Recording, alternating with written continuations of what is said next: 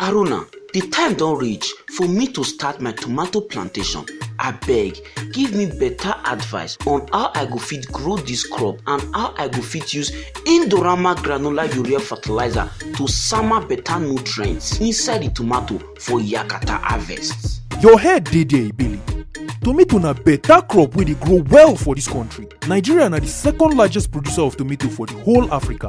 We dey cultivate 1 million hectares of land and we dey produce 1.7 million metric tons of tomato per year. Tomato dey grow well on top different kind soils, from the one wey dey dry to the one wey dey like mud. But the best one to grow tomato na the one wey get better texture, but e go fit grow well on top soil wey no too dey good if you manage am well. Tomato dey prefer soil wey get pH of 6 to 7. You fit add lime to improve the pH balance if the soil dey acidic. Tomato no like too much cold and e dey need long time to produce better harvest. Tomato also no like too much heat or dry wind. If you use irrigation for area wey dey dry, tomato dey grow well. If you wan make your plant start to dey grow fast with better harvest, you go treat your seeds with 0.2 to 0.6% hydrogen peroxide for 2 to 4 days at 21 degrees centigrade. If you use this method, your seeds fit comot up to 7 to 8 days early and your crop fit yield increase of 22.8%. You fit also treat the seeds with heat at 60 degrees centigrade for 6 hours to increase yield by 33.3%. Depending on the season and the area where you dey plant, you go need about 400 to 500 grams of seeds to cultivate 1 hectare. For the tomato plant to dey kakaraka on top the field, e get as you go take harden the plant make e fit survive wella for cold or heat.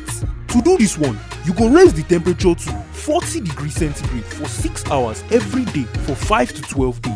This one go make the tomato make e fit dey kakaraka even if water no dey. You fit also leave the plant without water for 2 to 3 days until the leaves don almost fall comot finish before you come water am.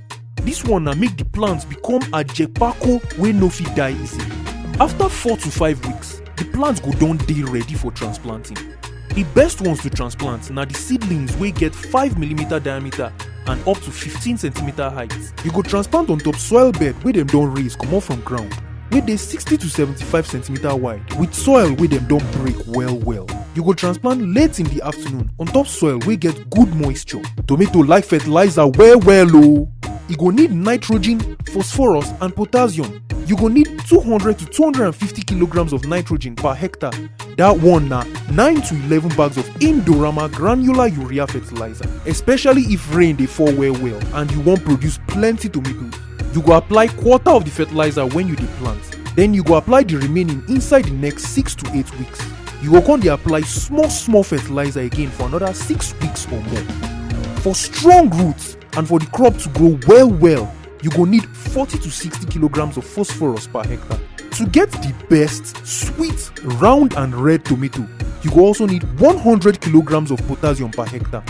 To control fungal diseases for tomato, you go treat the soil with formaldehyde 2 weeks before sowing. You fit also spray the seedlings with Phytolan or Captan. To control late blight, you go apply fungicide spray of Mancozeb at 0.2% 30 days after planting. To control fruit rot, you go spray Captan 50% WP at 2 grams per kilogram 2 to 3 times from 45 days after treatment every 10 days.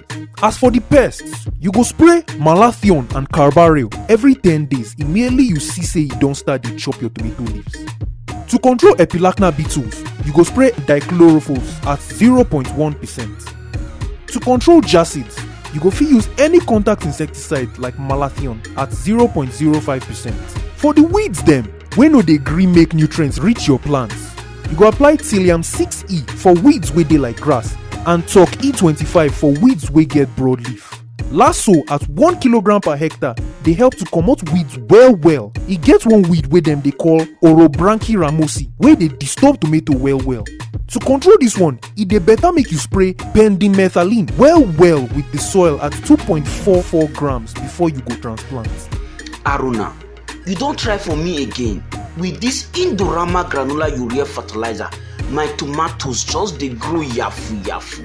but I no come sabi when I go fit harvest am. The time wey you go harvest dey depend on wetin you go wan use the tomato do and the distance wey e go need to travel to reach market.